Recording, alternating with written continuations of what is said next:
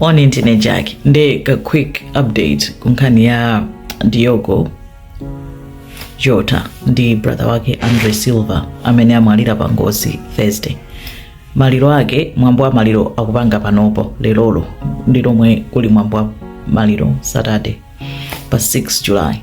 Nde panopo chinaso chomwe akuyang'ana ndi galimoto yomwe amayendera Lamborghini Huracan ende ndi galimoto yodula kwambiri up to 250,000 galimoto imodzi in pounds, 250,000 pounds. Horsepower 610 to 620. I think 610 to 640 horsepower, and then in the speed yake it goes from 0 to 100 kilometers per hour in 2.9 seconds. Edi ndi galimoto yamphamvu. Edi even rev yake akunena kuti yachiphokoso chija choti kuchiva chivrum vrum chija choti chadala chija chonena kuti ikafika aliyese aziwe kuti pafika chigalimoto. Magalimoto apamwamba kwambiri. Komanso, it's built for speed, it's built for comfort, and it's built for protection, and it's a high class car. The galimoto noti amayendera kwambiri ndi anthu oti ma footballers angapo ali ndi magalimoto amenewo. So ndi galimoto yonena kuti it's meant to also be protective, and it ukani ma protective features. Koma this particular car Lamborghini Huracan yakhala kupangidwa recall chifukwa choti yakhala ndi ma issues osiyana ende akhala kuyitanitsa ai pali mavuto awa mpaka anasiya kuipanga mu 2024 sakupanga so anyuwani ma Huracan at that particular kind. Ende nde ndizonena kuti pakhala milandu nonso pano ayamba kale kufufuza kunena kuti kodi galimoto inali mu condition yanji chifukwa galimoto ngati imene iyi inafuwa mphoka bwanji tayala. Edi you can say kuti mwina amapanga speed over speed, koma the car is actually built for speed, so speed cannot be an issue. Nde komanso galimoto ngati imene yoyo yodula ngati imene yoyo ikangophulika ndi kuyaka ngati pepala like that. All those features are being looked into already, kunena kuti pakhala chani, pakhala nkhani, pakhala mlandu wina akangopeza kunena kuti there was something wrong with the galimoto already, because anthu ena anayamba kuganiza kuti nanga ngozi yachitika pakati pa usiku 12:30 amachokera kuti kapena mwina amachoka upate. Actually no, sanali kupate, sanali kudani.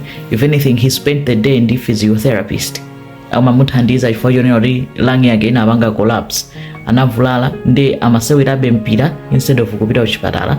Ndi fata anavulala kwambiri amayenera kukhala ndi operation, anampanga operate nkumpanga advice kunena kuti usakwere ndege after operation chifukwa chonena kuti ikuvulaza kwambiri and uvulala kwambiri upeze another means of transport.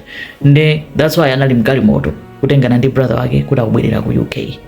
Okay, komwe amachokera ananyamuka usiku chifukwa choti it was actually cooler, weather inali cooler at that time.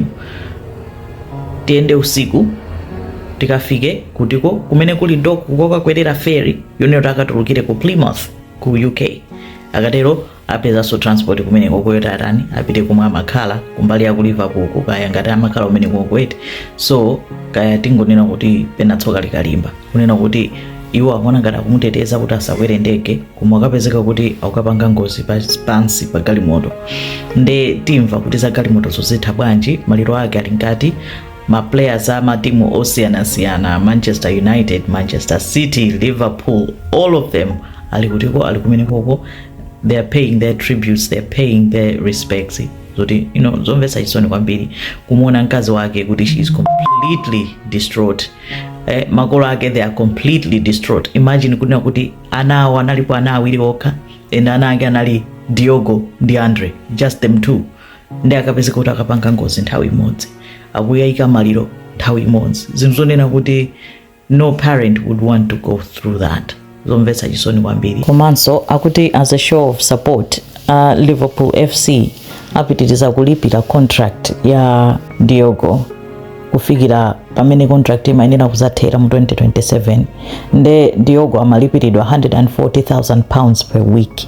Nde Liverpool FC apitiriza kumamulipira mkazi wake ndalama imeneyo kufikira mathero a contract yake, chimene chili chinthu chamtengo wapatali kwambiri.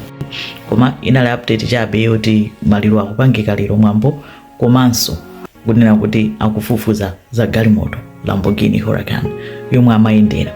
Zikomo kwambiri.